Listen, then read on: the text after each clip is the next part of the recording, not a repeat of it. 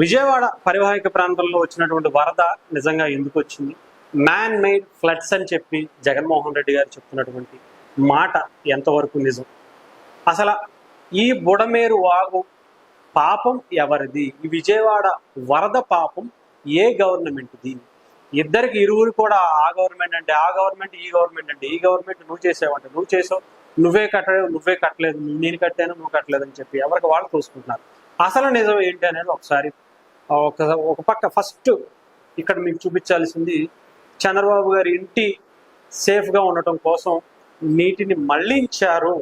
బుడమేరు నుంచి కావచ్చు, లేదంటే కృష్ణా నదిని అటు మళ్లించారు. అందుకే అక్కడ గేట్లు ఎత్తేసారు. ఆ వరదంతా సిటీలోకి వీళ్ళల్లోకి వచ్చేసింది అని చెప్పి వైసీపీ నేత పులివెందుల ఎమ్మెల్యే మాజీ ముఖ్యమంత్రి జగన్మోహన్ రెడ్డి గారు అయితే చెప్పారు. ఇక్కడ కృష్ణా రివర్ మనందరికీ తెలుసు. ఇక్కడ ఆయన ఇల్లు ఉంది. మొన్న కూడా మనం ఒక వీడియో చేసాం. ఆయన ఇల్లు ఉంది ఇక్కడ. ఈ ఏరియా కూడా, ఆయన ఇల్లు కూడా ఎఫెక్ట్ అయింది. కరకట్ట ప్రాంతం అంతా కూడా కంప్లీట్గా ఇబ్బంది పడిన మాట అయితే వాస్తవమే. అక్కడ ఏమి మునగకండ అయితే ఏమీ లేదు, మునిగిపోయింది. అంతేకాకుండా అమరావతి ఏమన్నా అయిపోయిందా? అమరావతి మొత్తం మునిగిపోయింది, కొట్టుకుపోయింది. అందుకే అమరావతి వద్దన్నాం అని చెప్పి కొంతమంది చెప్తున్నారు. కానీ అమరావతికి మాత్రం తుళ్ళూరు కావచ్చు, వెలగపూడి కావచ్చు, అమరావతి కావచ్చు, అక్కడ ఉన్నటువంటి అసెంబ్లీ కావచ్చు, సెక్రటేరియట్ కావచ్చు, ఏమీ కాలేదు.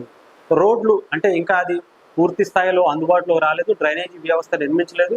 సో అక్కడ ఉన్నటువంటి గతంలో ఉన్నటువంటి పొలాలు వర్షం వస్తే ఏ రకంగా అయితే మనకి మోకాళ్ళ లోతుకి కొంచెం కిందగానే మునుగుతాయో ఆ తరహాలోనే ఉంది.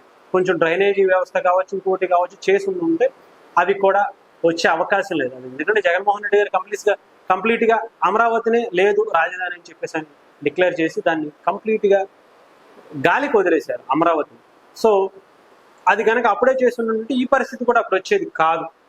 ఇకపోతే ఇక్కడ ఉన్నటువంటి చంద్రబాబు గారి ఇంటికి ఎక్కడో ఇబ్రహీంపట్నం దగ్గర వచ్చేటువంటి ఈ కెనాల్కి ఇదిగోండి, ఇదిగో ఇక్కడ కనిపిస్తుంది కదా, ఇదంతా కూడా బుడమేరు వాగు, బుడమేరుకి సంబంధించినటువంటి వాగు. అది ఎక్కడో తెలంగాణ పులిచింతల నుంచి స్టార్ట్ అయ్యి అటు ఆంధ్ర, ముఖ్యంగా గోదావరి జిల్లాలో ఉన్నటువంటి చింతలపూడి దగ్గర ఉన్నటువంటి తమ్మిలేరు దగ్గర నుంచి ఏలూరు నుంచి కొల్లూరు, ఇలాగా అంటే బుడమేరు, తమ్మిలేరు, కొల్లేరు ఈ ప్రాంతాలకు అది అలా వెళ్ళి కలుస్తా మళ్ళీ సముద్రంలోకి వెళ్ళే అవకాశం అయితే ఉంది. అంతేకాని అదేదో కృష్ణా నది నుంచి వచ్చినటువంటి వరద కాదు. అదే టైంకి కృష్ణా నది ముఖ్యంగా పైన పడినటువంటి ఒక్కసారిగా క్లౌడ్ బరస్టెస్ అని చెప్పేసి ఈ మధ్యన జరుగుతున్నాయి కదా, ఆ జరిగినటువంటి తప్పిదాలు, అక్కడ పడినటువంటి అనూహ్యంగా ఒకటేసారి పడినటువంటి ఆ వర్షాన్ని దాటికి కృష్ణానది ఒక్కసారిగా వచ్చింది. కృష్ణానది గేట్లు, ముఖ్యంగా ప్రకాశం బ్యారేజ్ గేట్లు కొట్టుకుపోవడానికి కారణం గత ప్రభుత్వాలు ఇష్టం వచ్చినట్టుగా ఇసుక తవ్వకాలకి అనుమతులు ఇచ్చేసి వాళ్ళు యథేచ్ఛగా దోచుకోవడానికి ఉపయోగించినటువంటి బోట్లు అవి. ఇక్కడ ఆ ఇసుకతో నింపబడి ఉన్నటువంటి బోట్లు మనకి విజువల్స్ గతంలో కూడా వచ్చాయి. బోట్లు ఆ ఇసుకతో నింపేసి ఉండటం వల్ల ఆ బోట్లు స్పీడ్గా వెళ్ళి అక్కడ ఉన్నటువంటి కృష్ణానది బ్యారేజ్ గేట్లను గుద్దుకుంటే అంత ఎక్కువగా ఉన్నటువంటి ఇసుకతో మీకు తెలిసి ఎంత వెయిట్ ఉంటుందో. ఒక లారీ వెళ్ళి ఫాస్ట్గా 2-3 సార్లు ఒకటి వెళ్తే ఏమన్నా తగలనేమో, కానీ చాలా గట్టిగా ఉంటుంది. అలాంటిది ఒక 10 పడవలు ఇసుకతో వచ్చినటువంటి పడవలు గుద్ది 2-3 గేట్లు ఎరగొట్టేసాయి. సో ఎంత తీవ్రంగా వచ్చినటువంటి అంటే దాదాపు 120 ఏళ్లకు ఈ స్థాయిలో వరద, 120 ఏళ్ల చరిత్రలో ఎప్పుడు ఇలాంటి వరద చూడలేదట కృష్ణానది.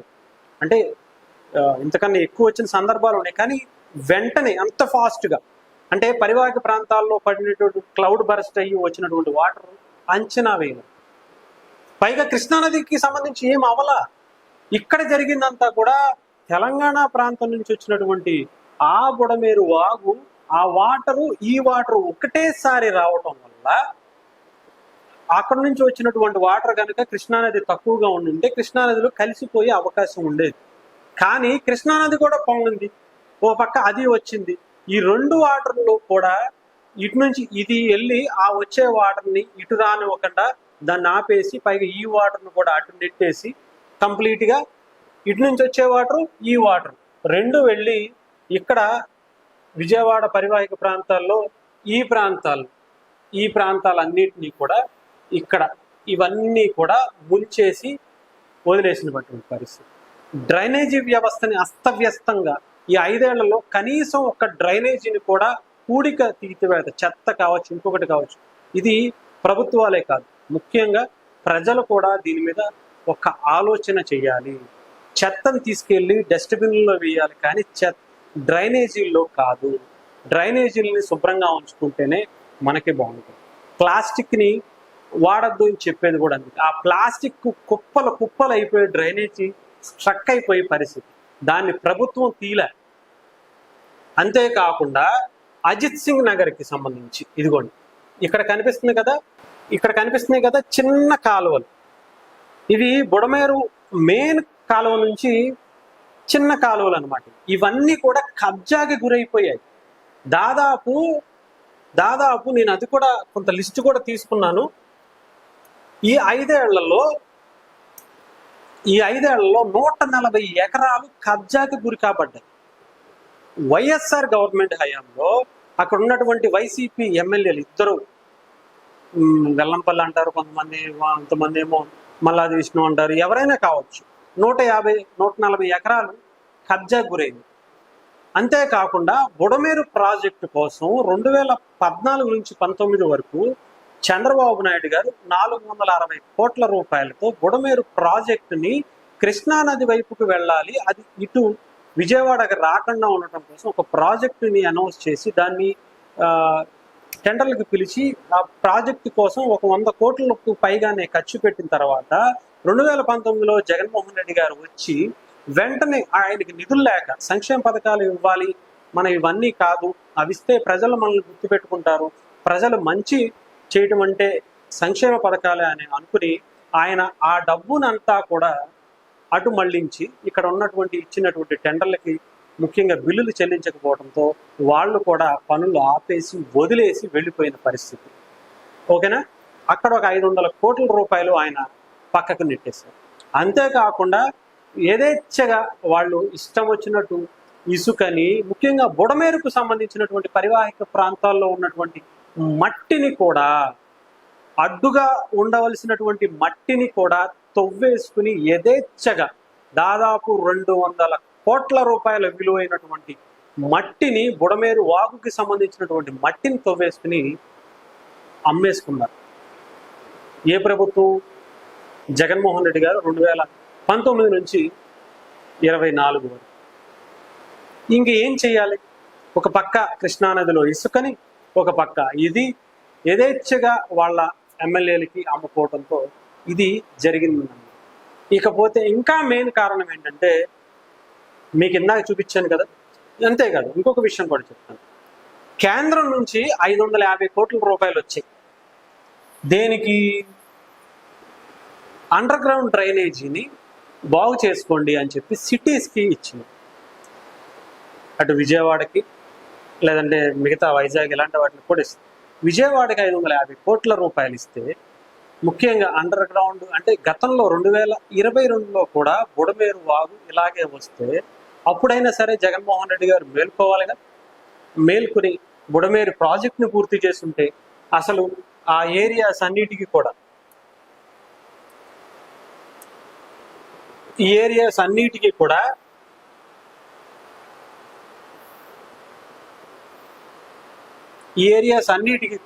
ఇబ్బంది అయ్యేది కాదు.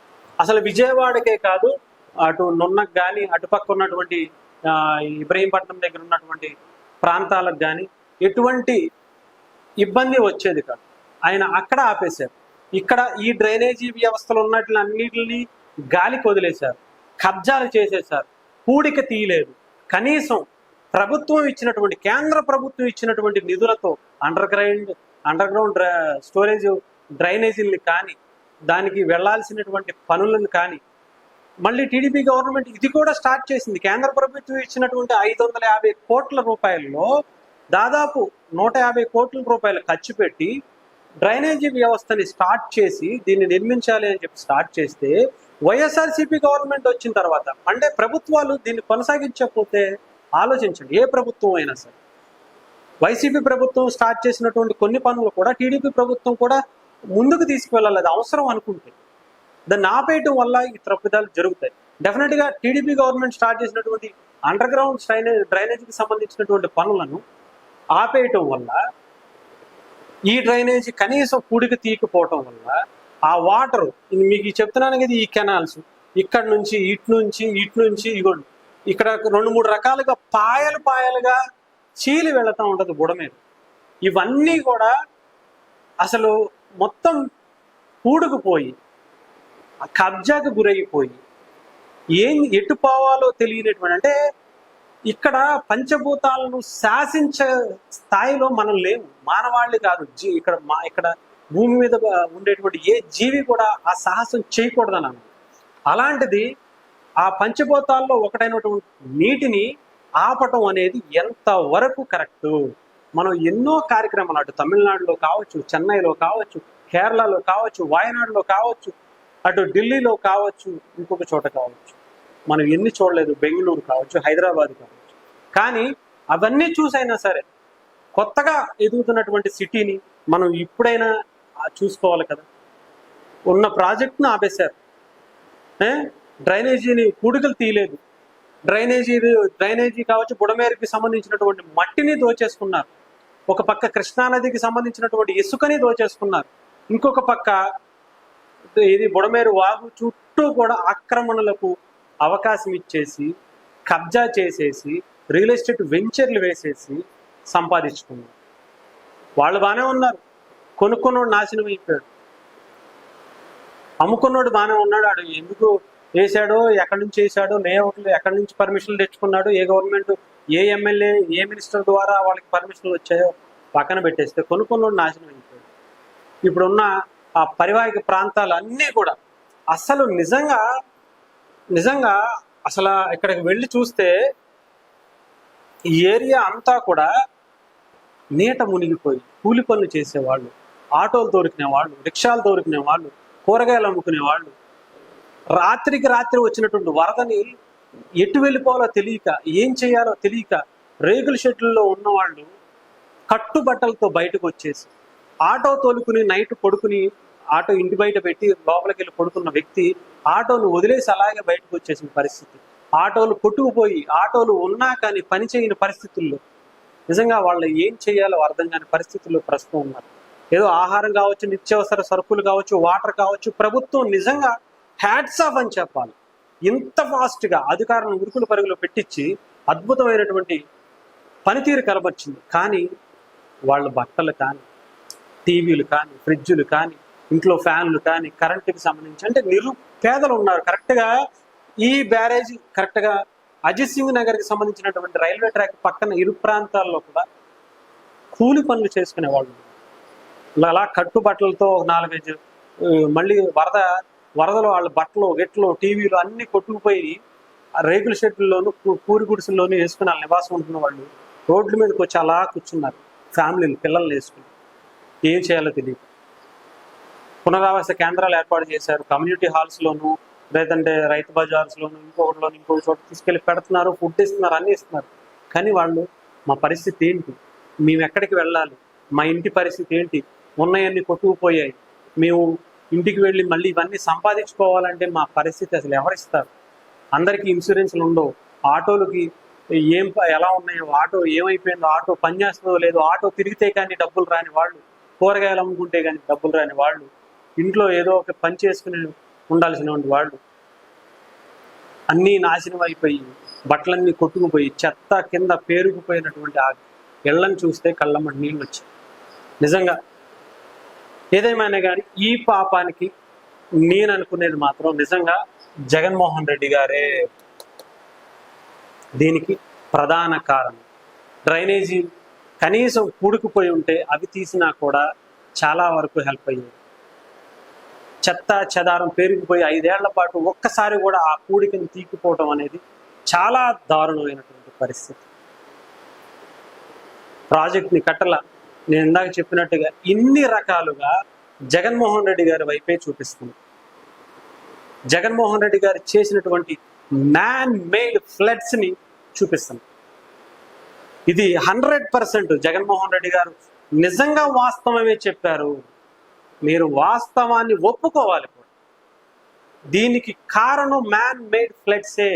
మీరే ప్రధాన కారణం అయితే మీకు సహకరించినటువంటి అక్కడ ఉన్నటువంటి అధికారులు, కబ్జా చేసినటువంటి నాయకులు, దానికి సపోర్ట్ చేసినటువంటి అధికారులు, దానికి చూసి చూడనట్టుగా వదిలేసినటువంటి మీరు, ఇంకా ప్రజలు కూడా, నిజంగా ప్రజలు కూడా కారణం.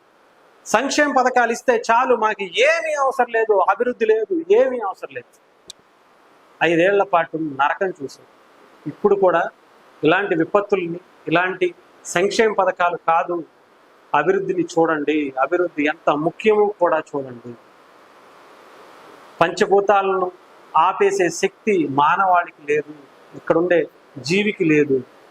దాన్ని తట్టుకుని నిలబడగలిగే శక్తిని, ముఖ్యంగా పర్యావరణాన్ని కూడా కాపాడుకోవాలి.